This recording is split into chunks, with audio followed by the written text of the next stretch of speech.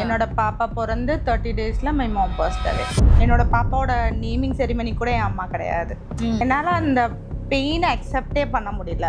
வெண்டிலேட்டரில் வச்சிருக்கிறப்போ அவங்கள நான் பார்க்குறப்போ எனக்கு எதுவுமே தோணலை. பெயின் வாஸ் லைக் எனக்கு ஹேண்டில் பண்ண முடியல, ஃபேஸும் பண்ண முடியல. இது மாதிரி ரொம்ப எம்டியாக ஃபீல் ஆச்சு. இட் வாஸ் ரொம்ப கஷ்டமாச்சு. பாப்பா மட்டும் இல்லை அப்படின்னா I thought of attempting for. நான் பேசிக்கலி லைக் எக்ஸ்ட்ரோவர்ட் பர்சன். ஒரு ஒரு ஒரு ஹெல்த் இஷ்யூ வந்தது என்னென்னா, பெட்லேருந்து எந்திரிப்பேன், பட் பிரெயின்லேருந்து என் பாடிக்கு signal reach I am away, but என்னால் எந்திரிக்க முடியாது. போல அந்த டாக்டர் சொல்லுவார், நீ தனியாக வரவே கூடாது, நீ எங்கே வேணாலும் மயக்கம் போட்டு விழுவமா அப்படின்னு சொல்லுவார். லைஃப் லாங் ஒரு ரெக்ரெட்டாக இருக்குது அது எனக்கு.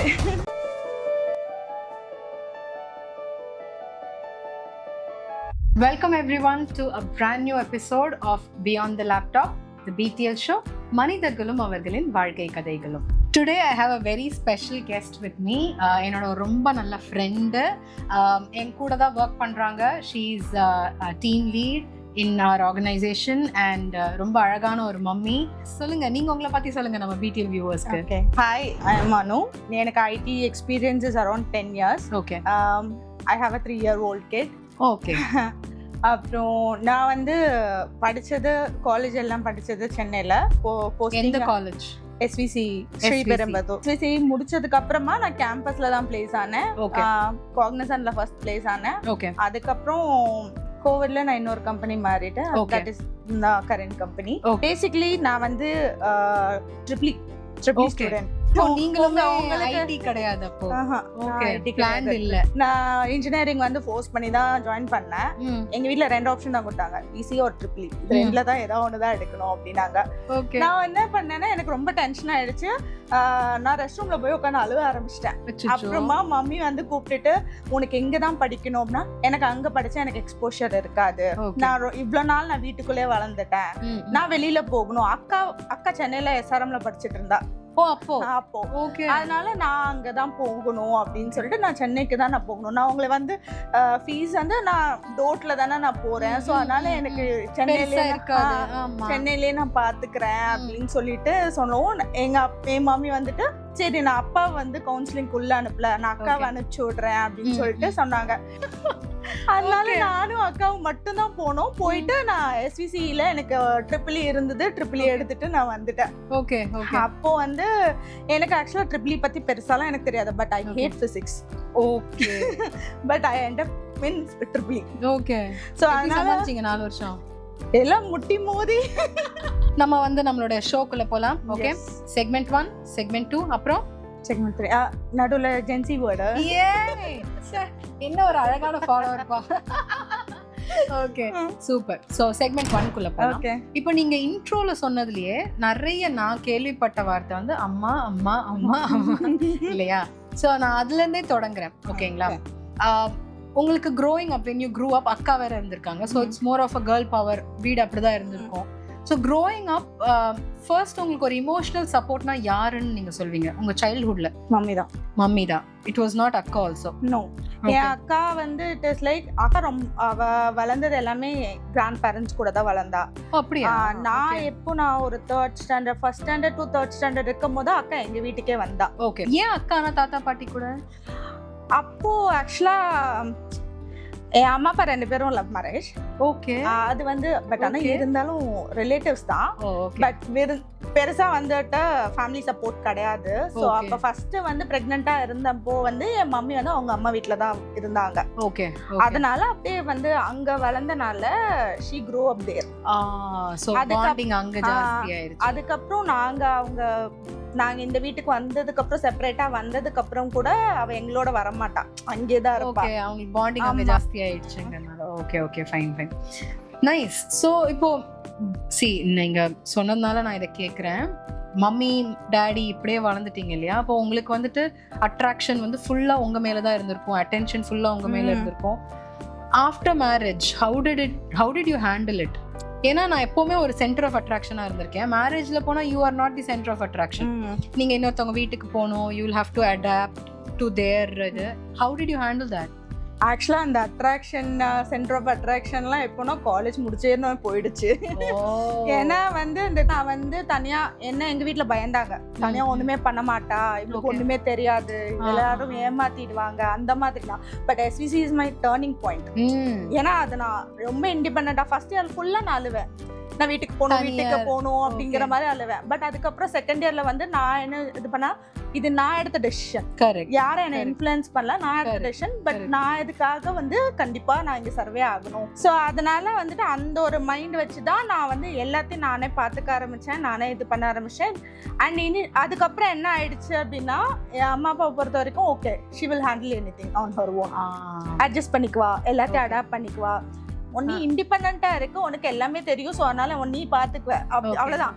பெருசா எனக்கு ஒரு ஹெல்த் இஷ்யூஸ் வந்தா கூட ஓகே நீ ஹாஸ்பிட்டல் போய்க்கோ, நம்மலாம் வந்துட்டு நம்ம எண்ட் ஆஃப் த டே யாராவது ஒருத்தங்க நம்ம கூட இருக்கணும் அப்படின்னு நம்ம நினைப்போம்.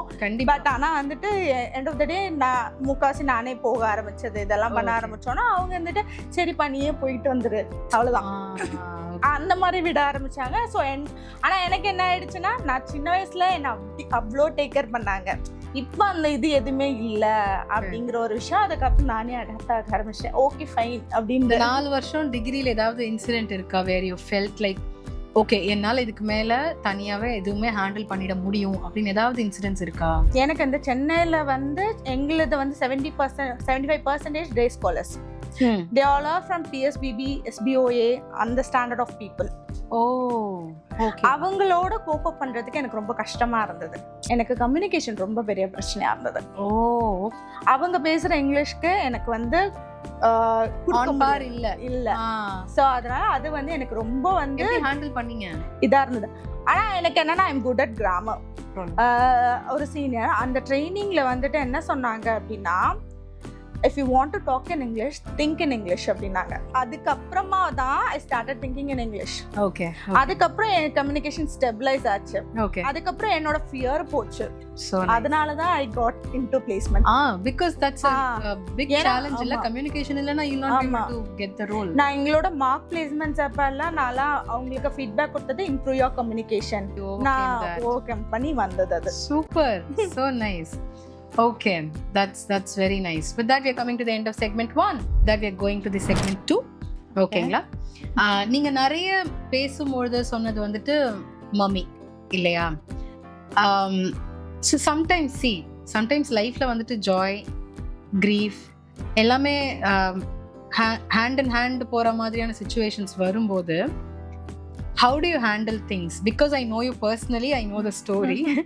So எப்படி இருந்துச்சு உங்களுக்கு அந்த phase? You know it right. So என்னோட பாப்பா பிறந்து 30 daysல my mom passed away. So அந்த டேஸ் இஸ் லைக் என்னோட பாப்பாவோட நேமிங் செரிமனி கூட என் அம்மா கிடையாது.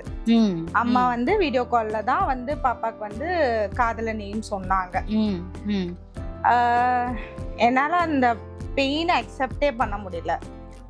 வெண்டிலேட்டர்ல வச்சிருக்கிறப்போ அவங்கள நான் பார்க்குறப்போ எனக்கு எதுவுமே தோணல, ஏன் இது எனக்கு நடக்குது. நான் ஒரு பக்கம் பிகாஸ் என் அம்மா எதிர்பார்த்த ஒரு விஷயம், ஒரு பேரனோ ஒரு பேத்தியோ கையில கொண்டு வந்து கொடுத்தேன்னா நான் அதை சந்தோஷமா வளர்த்துக்குவேன், அதுதான் அவங்களோட ஆசையே, மொத்த ஆசையுமே அதுதான் இருந்தது. குழந்தைய அவ்வளோ முடியாத போதும் குழந்தை ஹாஸ்பிட்டல்ல இருக்கிறப்போ கைவிட்டு இறக்கவே மாட்டாங்க, கையிலேயே தான் வச்சிருப்பாங்க, எப்பயுமே வச்சுட்டே இருப்பாங்க. ஸோ அப்படி இருக்கிறவங்களுக்கு என்னோட பொண்ணோட ஒரு ஃபேஸுமே அவங்களுக்கு அவங்க பார்க்க முடியாமல் இப்போ போதே அப்படிங்கிறது நிறையா அந்த பெயின் வாஸ் லைக் எனக்கு வந்து ஹேண்டில் பண்ண முடியல, ஃபேஸும் பண்ண முடியல. ஒரு பக்கம் என் குழந்தை இருக்கு, என் குழந்தையும் பார்க்க முடியல, இன்னொரு பக்கம் பெயினையும் என்னால் ஹேண்டில் பண்ண முடியல. அதுக்கப்புறம் நான் 2 months நான் அங்கே அம்மா வீட்டில் இருந்தேன். அம்மாவோட ஃபோட்டோ இருக்கிற அந்த ஹால்க்கே நான் போக மாட்டேன், ரூமை விட்டே வெளில வர மாட்டேன். எனக்கு அது என்னால அது ஃபேஸே பண்ண முடியல. ஓகே, அந்த அளவுக்கு கொஞ்சம் ஒரு மாதிரி இருந்தது. இன்னமும் லைக் ஒவ்வொரு விஷயமா என் பொண்ணு பண்ற போதெல்லாம் இதை பார்க்கறதுக்கு எங்க அம்மா இல்லையே, பிகாஸ் அவ எங்க அம்மா மாதிரி தான் பண்றா, அதை பண்றதெல்லாம் வந்துட்டு என் அம்மா பார்க்கறதுக்கு இல்லையே அப்படிங்கறதுலாம் எனக்கு அது ரொம்ப கஷ்டமா இருக்கும். ஷீ இஸ் மை சர்வைவல், இது யாருக்குமே தெரியாது. பட் ஆனா இது வந்து இதான் ஃபர்ஸ்ட் டைம் சொல்றேன். சோ உங்க பாப்பு தான் உங்களுக்கு. ஆமா, எனக்கு என்னன்னா எங்க அம்மாவோட லாஸ்ட் ஃபேஸ் ஆஃப் த லைஃப்ல நான் கூட இல்லை. எனக்கு எங்க மம்மி கூட இருக்கணும்னு ஆசை. பட் அந்த ஒரு சிச்சுவேஷன்ல நாங்க போய் இருந்தா திருப்பி ஏதாவது ஒரு ட்ரிகர் ஆகி ஏதாவது ஒரு சண்டை வந்துருமோ அந்த ஒரு பயமும் எனக்கு இருந்தது. ஆனாலும் நான் போனேன். போயிட்டு அந்த ஒரு இருந்தேன். அந்த அந்த டிராவல் பண்ணிட்டு வந்த இதுல வந்துட்டு ஐ ஹேட் ஆக்சுவலி வந்து ஃபால்ஸ் பெயினா. ஃபால்ஸ் பெயின் ஆகிற மாதிரி இருக்கும். என் மம்மி அதான் எனக்கு லாஸ்ட்டாக ஃபீட் பண்ணது. எனக்கு கொண்டு வந்து ஊட்டி விட்டாங்க. நீ ஒன்னால வந்துட்டு டெலிவரியிலே ஆச்சுன்னா சாப்பிட முடியாதுன்னு சொல்லிட்டு என் மம்மி எனக்கு கடைசியாக அன்னைக்கு தான் ஊட்டி விட்டாங்க. ஸோ அதுக்கப்புறம் நான் வந்துட்டதுக்கு அப்புறமா வந்து என் அம்மாவுக்கு again had some mild attack. Okay. So அதெல்லாம் என்கிட்ட சொல்லலை யாருமே. அதெல்லாம் குழந்தை பிறந்ததுக்கு அப்புறம் தான் என் ஹஸ்பண்ட் சொன்னாரு, அம்மா ஹேட் திருப்பி ஒரு அட்டாக் வந்துருக்கு அப்படின்னு சொல்லிட்டு. அதுக்கப்புறம் குழந்தை பிறந்த அன்னைக்கு தான் மம்மிக்கு. அதுக்கப்புறம் மம்மி அந்த ஹாஸ்பிட்டலில் இருந்த வரைக்கும் இருந்தாங்க. என் மம்மி சொன்னாங்க, எனக்கு வந்து ரொம்ப சிக்காக இருக்கேன். நான் அந்த 2 days நான் என்ன சொன்னேன்னா, நம்ம ஹாஸ்பிட்டல் போகலாம் அப்படின்னு சொன்னப்ப, இல்லை வேண்டாம், நீ உனக்கு குழந்தை பிறந்ததுக்கப்புறம் நான் எதுவாக இருந்தாலும் நான் போய்க்கிறேன் அப்படின்னாங்க. அதுக்கப்புறம் தான் ஹாஸ்பிட்டல் போனதுக்கப்புறம் திருப்பி வரல. என்ன நடக்குதுன்னு என்னால் ப்ராசஸ். எப்பயும் எனக்கு என்னன்னா, எப்பயும் ஹாஸ்பிட்டல் போவாங்க வந்துருவாங்க. அதான் அன்னைக்கு டே ஆஃப் டிஸ்சார்ஜ் நானும் கிளம்பி நான் ஊருக்கு வரேம்மா, நீங்களும் வாங்க, நம்ம இங்க திருச்சியில காவேரியில பாத்துக்கலாம் அப்படின்னு சொல்லிட்டு சொன்னேன். சரி ஓகே அப்படின்னு சொல்லிட்டு அன்னைக்கு டே ஆஃப் டிஸ்சார்ஜ்ல மார்னிங் அவங்களுக்கு ஒரு வாமிட் வந்துச்சு. அதுல அட்டாக் வந்துருச்சு. அவ்வளவுதான். அதான் லாஸ்ட். அதுக்கப்புறம் எங்களால அவங்கள கூட்டிட்டு வர முடியல. But somewhere I am seeing my mom and my daughter. That's nice. அது அவங்க பண்றது எல்லாமே எனக்கு என் குழந்தை பண்றப்போ என் அம்மா எங்கேயும் போகல, என் குழந்தை கூட தான் இருக்கா. ஸோ நம்ம செக்மெண்ட் பண்ணோட லாஸ்ட் கொஸ்டினுக்கு வரோம். ஓகேங்களா? எனக்கு உங்ககிட்ட லாஸ்ட்டாக என்ன கேட்கணும்னு இருக்குண்ணா இந்த செக்மெண்ட்ல. இப்போ is there anything that you think உங்கள் அம்மாவோட ஏதோ ஒரு விஷயம் that it is still living with me, this is still there with me, எங்க அம்மாவோட ஏதோ ஒரு விஷயம் அப்படின்னா ஏதாவது இருக்கா? என் அம்மாவோட விஷயம் என் அம்மா எப்பயுமே சொல்லுவாங்க. நான் சின்ன வயசுல என்ன சொல்வேன், கல்யாணத்துக்கு அப்புறம்லாம் நான் வேலைக்கு போக மாட்டேன், நான் ஃபுல் டைம் ஹவுஸ் ஒய்ஃபா தான் இருப்பேன். ஏன்னா I missed in childhood N mummy was working, my mummy was teacher. So அதனால நான் ஸ்கூல் விட்டு வரப்போ நீங்க இருக்க மாட்டீங்க. ஸோ அதனால என்னோட கிட்டுக்கு நான் அப்படி இருக்கக்கூடாது அப்படி சொல்வேன். ஆனா என் மம்மி அப்ப சொல்வாங்க, அதெல்லாம் தப்பு, எப்பயுமே ஒரு பொண்ணு இண்டிபெண்டா தான் இருக்கணும், லைஃப்ல எந்த சிச்சுவேஷன் எப்படி வேணாலும் யாருக்கு வேணாலும் எது வேணாலும் மாறலாம், ஆனா உனக்கு உன் கையில சம்பாத்தியா இருந்துச்சுன்னா நீ என்ன வேணாலும் நீ உன் லைஃபை நீ பாத்துக்க முடியும். உனக்கு ஒரு நாளைக்கு ஒரு குழந்தை இருந்தாலும் அந்த குழந்தையும் உன்னால பாத்துக்க முடியும். சோ அதனால நீ என்னைக்குமே வேலை மட்டும் விடணும்னு நீ நினைக்க கூடாது.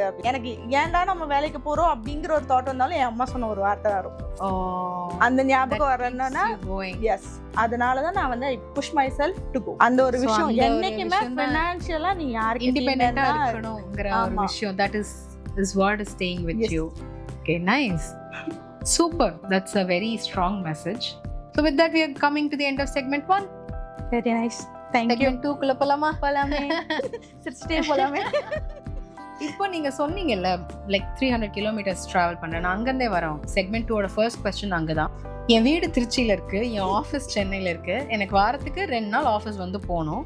என் பாப்பாவை என்னை இங்கே யாரும் சென்னையில் வச்சு பார்த்துக்கிறதுக்கான ஃபெசிலிட்டி கிடையாது. ஸோ நான் திருச்சியிலேருந்து கிளம்பி வந்துட்டு திருப்பி இங்கேருந்து முடிச்சுட்டு 2 நாள் முடிச்சுட்டு ஆஃபீஸ் போகணும்.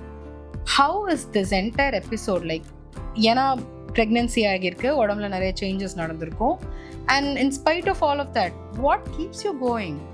ஆக்சுவலாக என்னன்னா, ஃபர்ஸ்ட் இயர் ஃபுல்லாக நான் என்ன பண்ணுவேன்னா, தேர்ஸ்டே ஃப்ரைடே தான் ஆஃபீஸ் வருவேன். வெனஸ்டே நைட் தினம் எல்லா வாரமும் அழுவேன். என் ஹஸ்பண்ட் உட்காந்து நாளைக்கு போகணுமா நான் அவ்வளோ தூரம் ட்ராவல் பண்ணுமா அப்படின்னு சொல்லிட்டு எல்லா வீக் வெனஸ்டேவும் நைட்டும் அழ ஆரம்பிச்சிருவேன். ஏன்னா எனக்கு வந்து என் பொண்ணுகிட்ட நான் பேசக்கூட முடியாது அந்த 2 daysல. ஸ்டார்டிங் ஸ்டேஜ்ல விட்டுட்டு போறப்ப அவளுக்கு ஒன்றும் தெரியாது. என் வாய்ஸ் என்ன வயசு அப்ப அவங்களுக்கு நீங்க விட்டுட்டு வந்து ஸ்டார்ட் பண்ணப்போ? வந்து நியர் டு 2. அவ்வளோதான், 2 வயசு குழந்தை தான். ஆமா, ஓகே. அதுல இருந்தா நான் ஸ்டார்ட் பண்ணேன். ஸோ அதனால என் ஹஸ்பண்ட் நான் பேசக்கூட முடியாது. உன் வாய்ஸை கேட்டா அவள் அழ ஆரம்பிச்சிடும், கேட்க ஆரம்பிச்சிருவா, அதனால நீ பேச வேண்டாம்.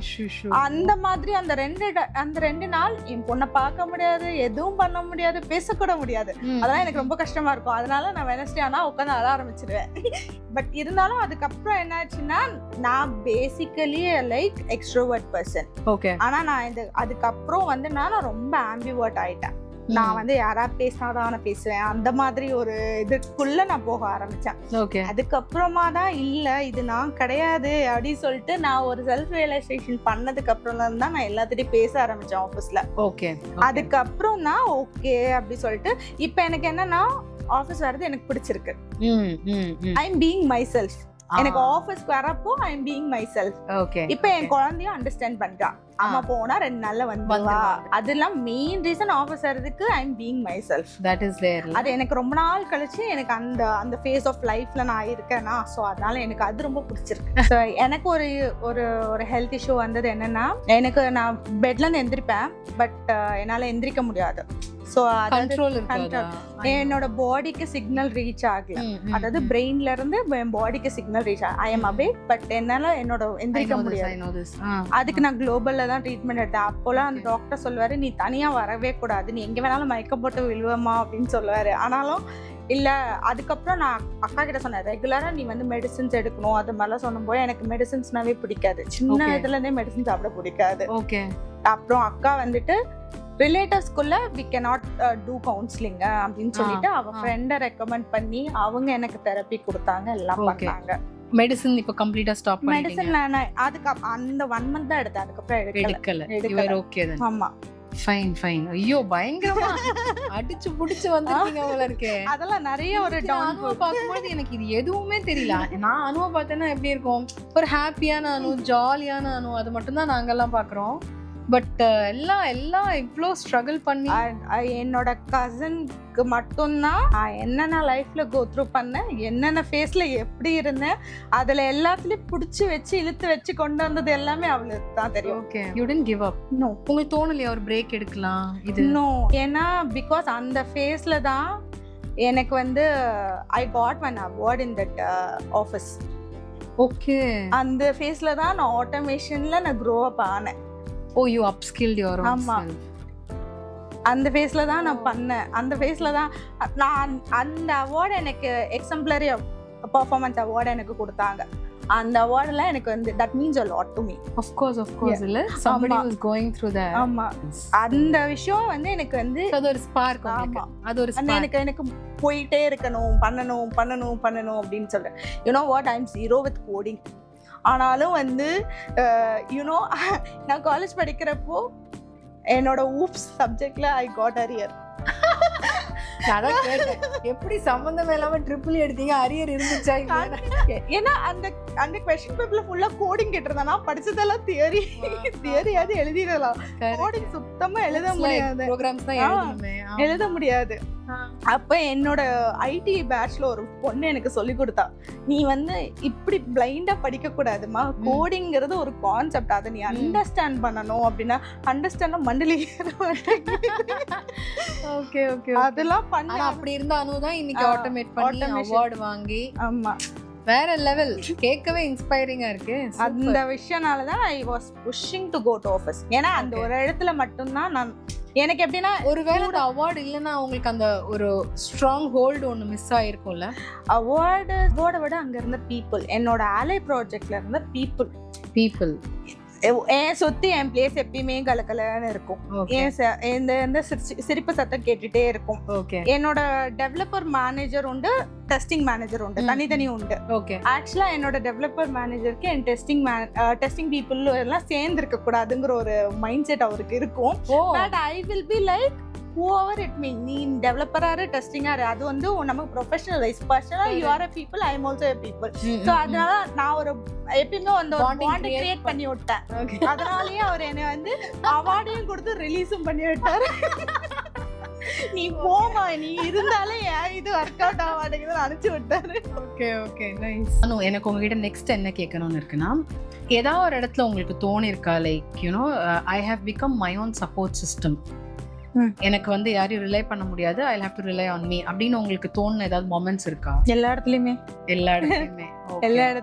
பிகாஸ் லைக், ஏன்னா இப்போ வந்து எனக்கு ஃபர்ஸ்ட் வந்து நான் கல்யாணம் ஆனதுக்கு அப்புறம் I was dependent on my husband very much. சின்னதுக்கா இருந்தாலுமே நான் வந்து என் ஹஸ்பண்டை வந்து நான் பேம்பர் பண்ணும் அப்படின்னு ரொம்ப எக்ஸ்பெக்ட் பண்ணேன். Because I last that love with my family. So அதனால ஐயோ சேர்த்து அந்த மாதிரி உட்காந்து இது பண்ணிட்டு இருந்தேன்.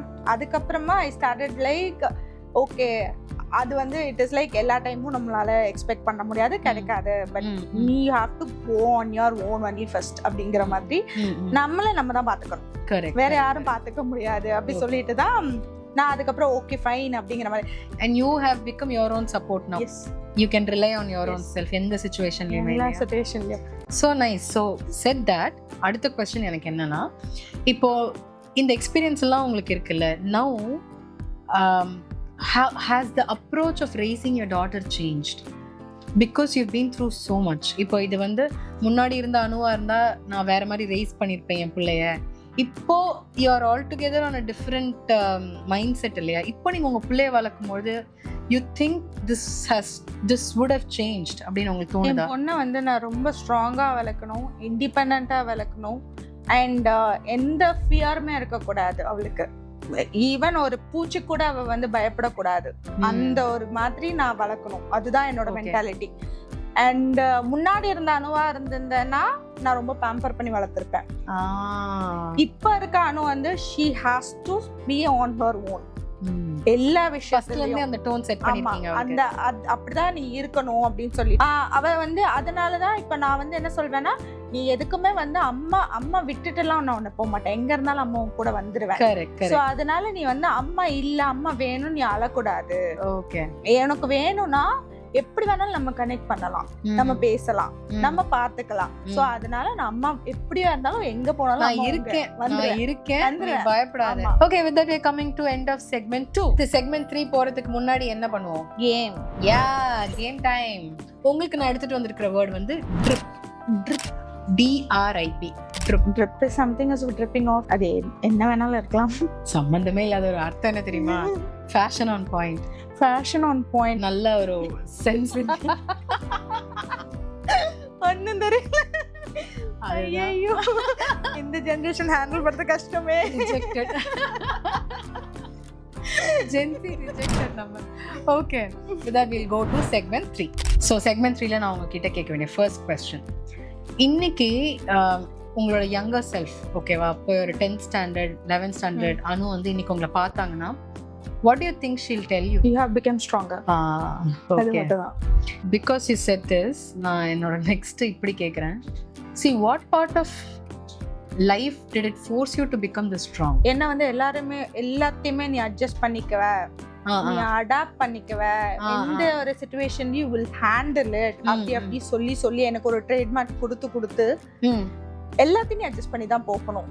நான் என்ன வேணாலும் பண்ணுவேன், நீ அட்ஜஸ்ட் பண்ணிக்கணும். அந்த மாதிரி ஒரு சைடு வர்றப்போ no, I want to set my boundaries.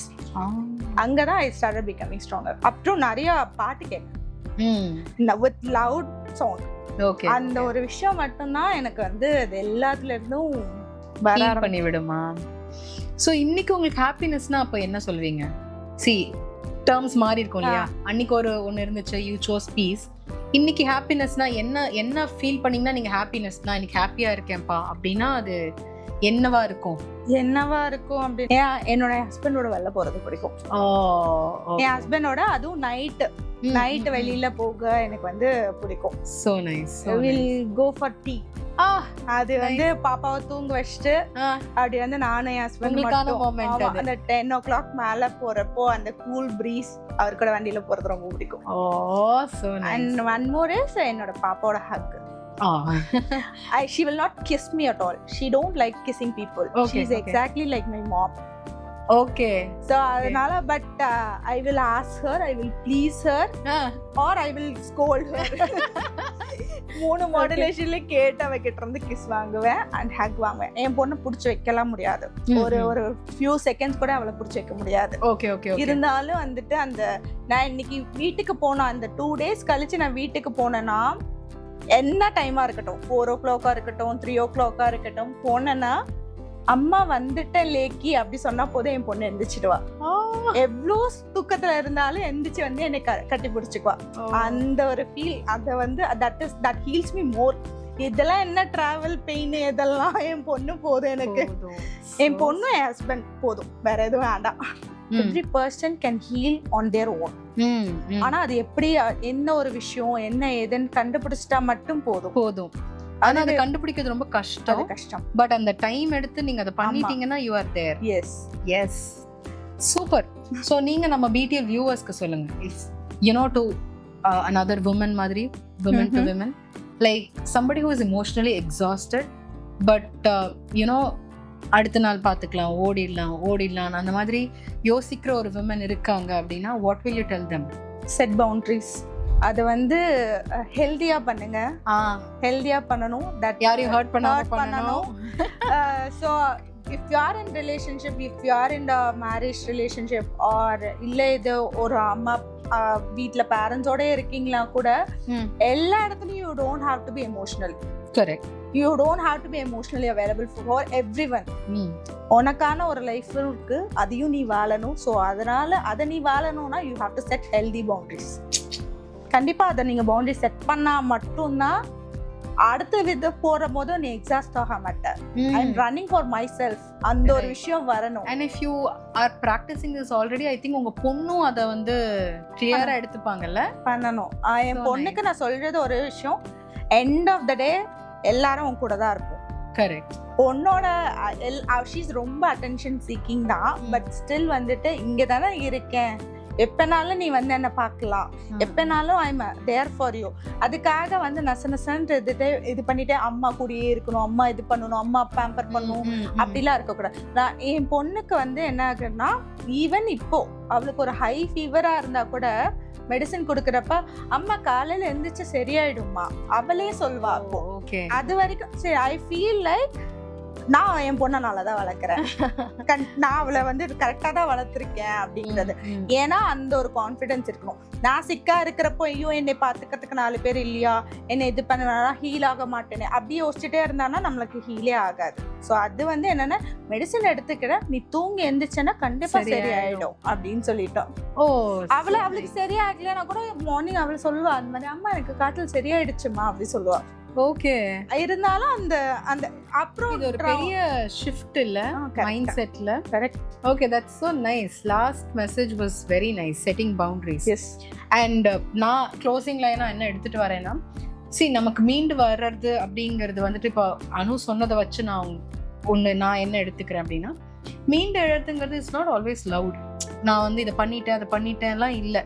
நான் மீண்டு வந்துட்டேன், நான் என்ன நானே ஹீல் பண்ணிக்கிறேன். அண்ட் ஐ திங்க் இதுதான் என்னுடைய பாத். நான் வந்து இது இப்படிதான் இருக்க போகுது அப்படிங்கிற அந்த ஒரு கிளாரிட்டி எனக்கு வந்து, அதுக்கான பவுண்டரிஸையும் நான் செட் பண்ணி என் லைஃபை நான் வளர்க்க போற பிள்ளையோடைய மைண்ட் செட்டையும் நான் ட்ரெயின் பண்ணி என்னால் இதை கொண்டு வர முடியும். இது சாத்தியம். எவ்வளோ பெரிய டிப்ரெஷன்ல இருக்கலாம், என்ன வேணாலும் லைஃப்ல நடக்கலாம், பட் நீங்க கண்ட்ரோல் எடுத்து கொண்டு போகணும்னு நினைச்சீங்கன்னா அது உங்களால முடியும். கரெக்ட். அதுதான் அந்த மீண்டு எழுதலுங்கிறது வந்து is so on point on your story. அதுதான் என்னோட கீ டேக்அவேயா இருக்கு. So if you're still here with us, still watching this episode now, thank you so much for being with us till now. And அனுவோட story is no short of any ஒரு மூவிக்கு கம்மியாக நிகரே இல்லாத ஒரு story. நீங்கள் யாராவது பார்க்குறீங்க, நீங்கள் இந்த மாதிரி ஏதோ ஒரு இழப்பு இருந்து and you're still going through, you're handling it gracefully, or if you're not handling it gracefully, it's okay, you will. Because here is someone who has handled it and she's here, she's there. எங்கள் டீமில் இன்னைக்கு அனு வந்து is like one of the most important மெம்பர்னா அது அனு. எல்லாருக்கும் தெரியும். ஒரு again நீங்கள் சொன்ன மாதிரி தான் ஒரு ஜாலியான ஒரு பர்சன், அப்படிதான் எங்கள் எல்லாருக்குமே தெரியும். So yeah, you're not alone. அதுதான் main message. So I'll see you on another conversation. நீங்க இது வரைக்கும் நம்ம சேனல் வந்து சப்ஸ்கிரைப் பண்ணலன்னா மறக்காம சப்ஸ்கிரைப் பண்ணிக்கோங்க, அந்த பெல் ஐக்கன் கிளிக் பண்ணிக்கோங்க. இந்த எபிசோட் உங்களுக்கு பிடிச்சிருந்ததுன்னா ஷேர் பண்ணுங்க, லைக் பண்ணுங்க. Until next episode, this is Sasha signing off. This is Beyond the Laptop, the BTL show. மனிதர்களும் அவர்களின் வாழ்க்கை கதைகளும்.